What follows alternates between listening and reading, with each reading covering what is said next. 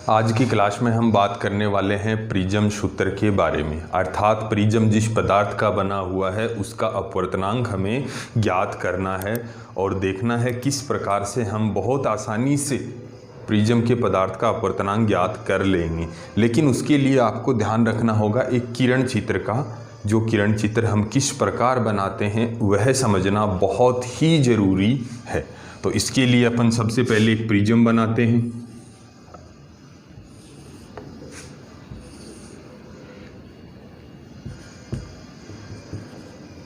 ये हमारा प्रिज्म हुआ ABC। इसकी सतह AB पर हमें प्रकाश डालना है, इसलिए सतह AB पर हम क्या खींच देते हैं, एक अभिलंब बना देते हैं। ये अभिलंब बना दिया जो सतह के साथ क्या होता है, लंबवत होता है। इसके बाद हम यहाँ से प्रकाश डालते हैं। कैसा प्रकाश होगा, ये एक वर्णी प्रकाश होता है। एक वर्णी मतलब एक ही रंग का प्रकाश होता है, सिंगल कलर प्रकाश एक वर्णी प्रकाश बोलते हैं। इस किरण को आपतित किरण बोलेंगे।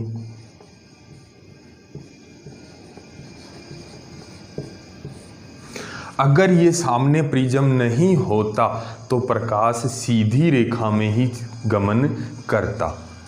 तो ये प्रकाश का वास्तविक मार्ग हो गया।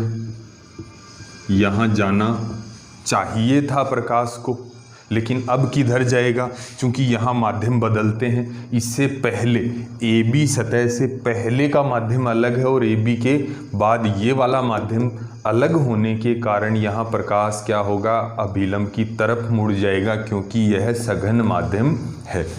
तो ये अभिलंब की तरफ मोड़ देते हैं। ये प्रकाश सीधी रेखा में गमन करता रहेगा और जब फिर से माध्यम परिवर्तित होगा तो फिर अपवर्तन की घटना होगी और फिर प्रकाश मुड़ जाएगा। ध्यान दीजिएगा, ये प्रकाश यहाँ तक पहुँचता है। इसके बाद फिर आगे जाते ही माध्यम में परिवर्तन होता है, आगे दूसरा माध्यम आ जाता है तो फिर से प्रकाश अपवर्तन होगा। अब की बार सघन से विरल माध्यम में जाने के कारण प्रकाश किरण अभिलंब से दूर हटने वाली है। तो ध्यान दीजिएगा, यहाँ हमें अभिलंब खींचना है तो अभिलंब सतह के लंबवत होता है, तो यहाँ भी हम क्या बना लेते हैं, अभिलंब बना लेते हैं। यहाँ हमने अभिलंब बनाया। अब देखिए प्रकाश की किरण सीधी जाती तो किधर जाती, यहाँ जाती, लेकिन अब ये सीधी नहीं जाके अभिलंब से दूर हटेगी। तो इसको अभिलंब से दूर मतलब नीचे की तरफ मोड़ दिया जाता है। ये वाली जो किरण है इसको हम निर्गत किरण कहते हैं, इसका नाम निर्गत किरण होगा। अब ध्यान से देखना है, अगर प्रिज्म नहीं होता तो प्रकाश का मार्ग ये होना था, लेकिन प्रिज्म के कारण प्रकाश का मार्ग किधर हो जाता है, ये वाला। तो इन दोनों के मध्य इसको पीछे बढ़ाएंगे, इसी किरण को सीधा जाना कहाँ चाहिए था, यहाँ, लेकिन जा किधर रहा है, इधर जा रहा है। इसलिए दोनों के बीच में जो कोण बन रहा है, इन दोनों के मध्य जो कोण बन रहा है, ये वाला कोण, इसको विचलन कोण कहते हैं। जाना यहाँ चाहिए था, जा इधर रहा है, तो कितना मुड़ा ये इसका क्या हो गया, प्रिज्म में विचलन हो गया प्रकाश का, और इसीलिए इसका नाम विचलन कोण होता है, जिसको हम डेल्टा से लिखते हैं। विचलन कोण को डेल्टा से लिखते हैं। ध्यान रहे यहाँ विचलन कोण क्या होता है, ध्यान रहे। ये कौन सी किरण हुई, आपतित किरण हुई। ये क्या हुई, आपतित किरण हुई। ये हुई निर्गत किरण। ये कौन सी किरण है, निर्गत किरण है, जिसको हमने पीछे बढ़ाया है। दोनों के मध्य जो कोण बन रहा है उसको विचलन कोण कहते हैं। उसके बाद अपन बात करें, ये वाला अभिलंब हुआ और ये आपतित किरण, तो दोनों के मध्य जो कोण बनेगा उसको हम I आपतन कोण से लिखेंगे। उसके बाद ये निर्गत किरण है, इसलिए अभिलंब और निर्गत किरण किसके बीच में, अभिलंब और निर्गत किरण। ये अभिलंब हुआ, ये निर्गत किरण हुई, दोनों के मध्य जो कोण बनता है उसको E यानी कि निर्गत कोण कहते हैं। इसको कहते हैं निर्गत कोण। याद रखोगे ये बातें। उसके बाद मैं बात करने वाला हूँ, ये अभिलंब और अपवर्तित किरण हो गई, इसलिए इसको R1 नाम दे देते हैं, इसको R2 नाम दे देते हैं। तो ये तो हुआ हमारा किरण चित्र। इसमें एक चीज़ और देखनी है, प्रिज्म में यहाँ पे हमें सामने 3 सतह दिखाई दे रही हैं, AB, BC और AC। इन 3 में से कोई 2 सतह पर क्या हो रहा है, अपवर्तन की घटना हो रही है। तो यहाँ कौन सी सतह, AB पर अपवर्तन हो रहा है और AC पर अपवर्तन हो रहा है। तो AB और AC के मध्य जो कोण है उसको प्रिज्म कोण बोलते हैं, यानी प्रिज्म कोण कितना हुआ, A हुआ। अब अपन बात करने वाले हैं आगे की, कैसे हमें सूत्र निकालना पड़ता है। तो मैं यहाँ थोड़ा सा इसको मिटा देता हूँ, ये याद रख लेना है आपको। अब ध्यान दीजिए, मैं यहाँ कुछ नाम रख देता हूँ, ये P रख दिया, ये O, ये R और ये S, PORS। अब हमें क्या करना है, सबसे पहले एक त्रिभुज लेना है, ये वाला त्रिभुज, ध्यान दीजिएगा POR, ये वाला त्रिभुज लेना है, त्रिभुज POR से। सबसे पहले आपको क्या करना है, एक त्रिभुज लेना है POR। ध्यान दीजिए, इस त्रिभुज में टोटल कितने कोण होते हैं, 3, और त्रिभुज के तीनों कोणों का योग 180 डिग्री होता है, ये हमें पता है। तो हम क्या करेंगे, तीनों को जोड़ेंगे और तीनों को 180 के बराबर कर देंगे। तो ध्यान से देखिए, आपको इन तीनों में से कितने कोण का मान पता है, 2 का। पहला R1 है और एक और R2 है, तीसरा हमें पता नहीं है। तो देखिए R1, R2 और ये तीसरा कोण बचा, इस कोण का नाम हम O रख देते हैं, कोण O रख दिया। तीनों को जोड़ेंगे तो कितना आ जाएगा, 180 आ जाएगा। अब अपन बात करें, 2 तो हमें पहले से पता है, तीसरा हम यहाँ से निकाल लेंगे, तो O को यहाँ रख लेते हैं और ये R1 R2 दोनों बराबर से आगे चले जाते हैं, तो -R1 और -R2। कोण O बराबर 180, इनका माइनस एक साथ कॉमन ले लेंगे तो R1 प्लस R2 आ जाएगा। ये समीकरण नंबर 1 हुआ। क्या किया हमने, त्रिभुज लिया, त्रिभुज के कितने कोण हैं, 3, तीनों को जोड़ा तो कितना कर दिया, 180। 2 कोण हमें पता थे, तो तीसरे कोण का हमने मान निकाल लिया। अब अपन बात करने वाले हैं, इसमें एक चतुर्भुज बन रहा है, ध्यान दीजिएगा, ये वाला, ये चतुर्भुज हमें लेना है। क्या करना है, चतुर्भुज लेना है। चतुर्भुज का नाम क्या है, ध्यान से देखोगे, APOR से, APOR, ये वाला चतुर्भुज हमें लेना है। तो ध्यान दोगे, चतुर्भुज के चारों कोणों का योग 360 डिग्री होता है। चतुर्भुज के 4 कोण होते हैं, चारों कोणों का योग 360 डिग्री होता है। तो ध्यान दीजिएगा, कोण कौन कौन से हैं, एक तो ऊपर ही ऊपर कोण A हो गया, उसके बाद कोण P हुआ। देखो ये वाली क्या है, प्रिज्म की सतह है, ये प्रिज्म की सतह, और ये क्या है, अभिलंब है। ये सतह है और ये अभिलंब है। तो आपको पता है सतह और अभिलंब के मध्य कोण कितना होता है, 90 डिग्री होता है। तो यहाँ कोण P रख देंगे, कोण O रख देंगे और कोण R रख देंगे, 360 डिग्री हो गया। यहाँ आपको ध्यान से देखना है, हमें P का मान पता है क्योंकि सतह और अभिलंब का कोण कितना होता है, 90 डिग्री होता है, यानी P का मान आपको पता है। O का मान आप पिछले में निकाल चुके हो, पहले से ही निकाल चुके हो। रही बात R की, तो R देखो, ये सतह है, ये सतह और ये क्या हुआ, अभिलंब हुआ। तो सतह और अभिलंब के मध्य कितना कोण बनता है, 90 डिग्री बनता है। अभिलंब हमेशा सतह के साथ कितना कोण बनाता है, 90 डिग्री। सतह और अभिलंब का कोण 90 डिग्री हो जाएगा। तो जो 3 कोण पता है उनके यहाँ मान रख देते हैं। कोण A, इसको छोड़ देते हैं, P का मान कितना है, 90 डिग्री। O का मान कितना है, 180 माइनस R1 प्लस R2, ये किसका मान हो गया, O का। R का मान कितना है, 90, बराबर हो गया 360। अब देखिए कोण A, ये 90, ये 180 और ये 90, ये टोटल कितना हो गया, 360 हो गया। फिर बचा कौन, माइनस R1 प्लस R2 बराबर 360। ये 360 उधर जाके माइनस हो जाएगा, तो ये 360 से 360 कट जाएगा और आएगा कोण A बराबर R1 प्लस R2।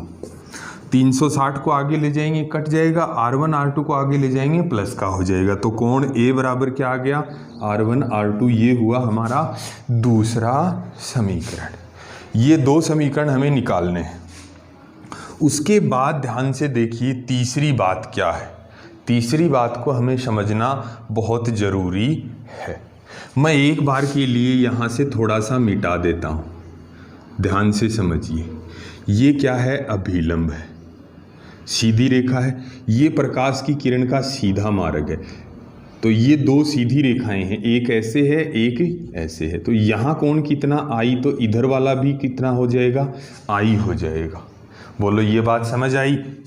शीर्षा अभिमुख कोण हो जाएंगे। यहाँ पर ये सीधी रेखा और ये भी सीधी रेखा, तो ये दोनों तरफ के कोण क्या हो जाएंगे, शीर्षा अभिमुख कोण। यानी ये पूरा कोण कितना हो जाएगा, आई हो जाएगा, आई हो जाएगा। लेकिन इसके दो भाग बना देते हैं। अब बताओ पूरा कोण कितना था, आई। नीचे वाला कितना है, R1। तो ऊपर क्या हो जाएगा, I माइनस R1 हो जाएगा। पूरा कितना, आई। नीचे वाला R1 तो ऊपर वाला I माइनस R1। ठीक ऐसे ही यहाँ से मैं एक बार के लिए मिटा देता हूँ थोड़ा। ये देखो ये अभिलंब है, सीधी रेखा, ये भी सीधी रेखा। तो ये वाला ई कोण है, तो ये पूरा भी कितना हो जाएगा, ई कोण हो जाएगा। शीर्षा अभिमुख कोण हो जाएंगे दोनों शीर्षा अभिमुख कोण हो जाएंगे। लेकिन इनमें से नीचे का कोण कितना है, R2। तो ऊपर वाला E माइनस R2 हो जाएगा। बोलो ये बात समझ आई। इसके बाद हमें यही त्रिभुज लेना है। कौन सा त्रिभुज लेना है, त्रिभुज PRS से। मैं इसका अलग से चित्र बनाऊंगा। ये P हुआ, ये R हुआ, और यहाँ से एक डॉटेड लाइन यूं जा रही है, एक डॉटेड लाइन यूं है। यहाँ पर बिंदु S है। ध्यान से देखिएगा, ये वाला क्या हो गया, बाह्य कोण हो गया जिसका मान है डेल्टा। ये I माइनस R1 है और ये E माइनस R2। अब बताओ त्रिभुज के बहिष्ठ कोण का मान अंदर वाले दोनों के जोड़ के बराबर हो जाएगा।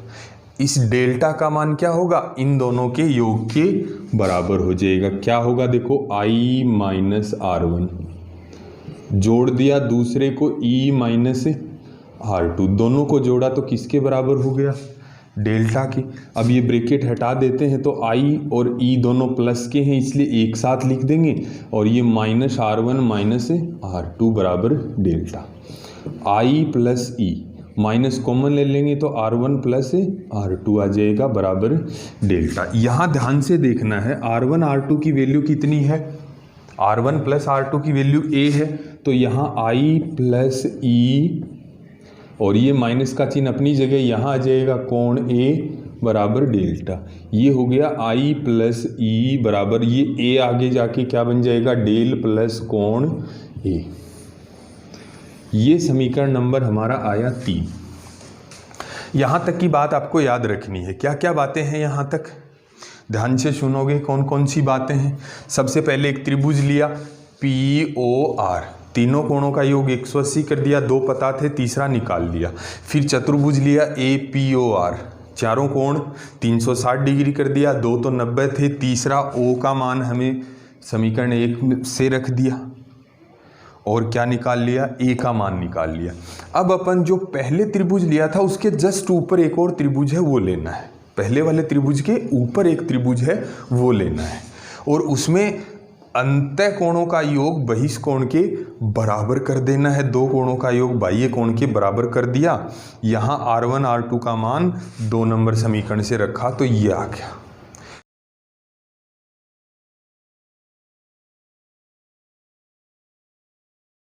अब मेरी बात को सुनोगे, हमें यहाँ से क्या करना है, I के मान को बदल बदल के देखना है। I के मान को क्या करना है, परिवर्तित करना है। I के मान को परिवर्तित करेंगे तो विचलन कोण भी बदल जाएगा, डेल्टा का मान भी बदल जाएगा। आपतन कोण बदलने से किसका मान बदलता है, डेल्टा का मान बदलता है, विचलन कोण का मान। आपतन बदलेंगे तो विचलन भी बदलेगा, और हमें इसको परिवर्तित करके क्या निकाल लेना है, न्यूनतम विचलन कोण निकाल लेना है। क्या करना है,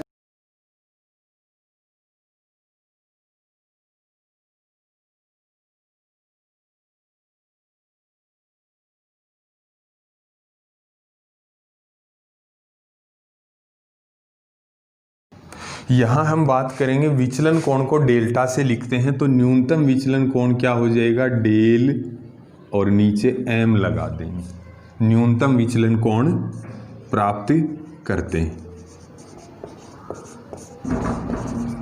अब देखो जब विचलन कोण न्यूनतम होता है तब एक बात याद रखनी है हमें, क्या रखनी है, जब विचलन कोण न्यूनतम हो, जब विचलन कोण न्यूनतम हो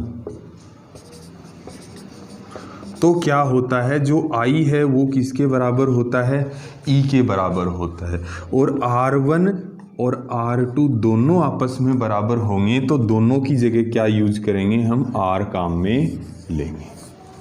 I और E दोनों बराबर होंगे और R1 R2 दोनों बराबर होंगे।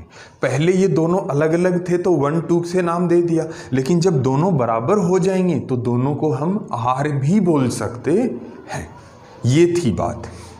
अब जब ये न्यूनतम विचलन हो गया तो ये दोनों कोण क्या होंगे, I और E बराबर होंगे, R1 R2 बराबर होंगे। अतः समीकरण नंबर 2 की बात करें, समीकरण 2 से, अब समीकरण 2 में देखो R1 R2 बराबर हो गए और दोनों की जगह ही हम R काम में ले लें, तो यहाँ क्या आएगा, देखो कोण A बराबर, यहाँ भी R काम में ले सकते हैं और यहाँ भी R, तो R और R कितना हो गया, 2R हो गया, और 2 को इधर ले जाएंगे तो क्या आ जाएगा, R बराबर कोण A अपॉन में 2, बोलो ये आ गया।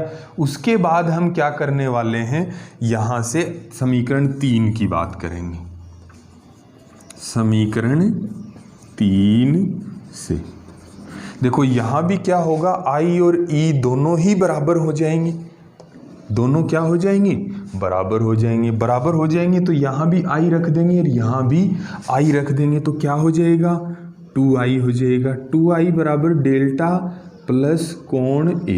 अब बताओ ये डेल्टा क्या हो गया, मिनिमम हो गया, तभी तो ये बराबर हुए। जब ये डेल्टा मिनिमम हो जाएगा, न्यूनतम होगा, तो ये दोनों क्या होंगे, बराबर होंगे।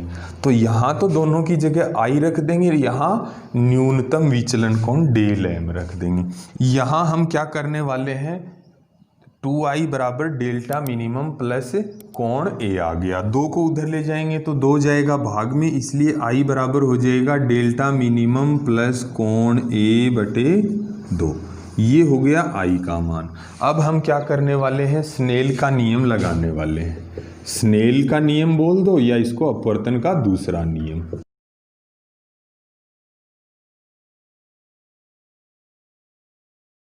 ये स्नेल का नियम है या अपवर्तन का इसको दूसरा नियम भी बोल सकते हैं। तो ये हो जाएगा n21 बराबर साइन I की जगह क्या रख देंगे, देखो delta minimum plus A, delta minimum plus A बटे 2, ये I का मान रख दिया।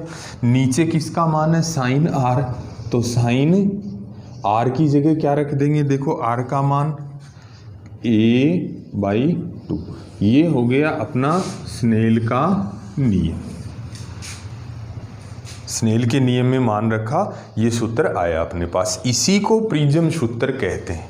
इसी को क्या कहते हैं, प्रिज्म सूत्र। तो यहाँ तक की बात समझ आई होगी। यहाँ हमने बात पढ़ी कि जब हम आपतन कोण का मान बदलते हैं तो विचलन कोण भी बदल जाता है, और एक स्थिति ऐसी आती है कि विचलन न्यूनतम हो जाता है। तो हम यहाँ एक ग्राफ बनाने वाले हैं, यहाँ हम एक ग्राफ बनाने वाले हैं, इधर आपतन कोण और इधर विचलन कोण के बारे में। विचलन कोण डेल्टा और इधर आपतन कोण I। देखिए क्या होता है, जैसे जैसे शुरुआत में जब I का मान, आपतन कोण का मान कम होगा तो विचलन अधिक होगा, फिर धीरे धीरे धीरे धीरे I का मान बढ़ेगा तो विचलन कोण का मान घटेगा। क्या होता है, प्रारंभ में विचलन कोण का मान कम होता है और बाद में विचलन कोण का मान बढ़ जाता है, तो ये एक U जैसा ग्राफ बनता है। लगभग ऐसा ग्राफ बनता है। प्रारंभ में विचलन कोण घटेगा और फिर विचलन कोण बढ़ेगा। आई के मान को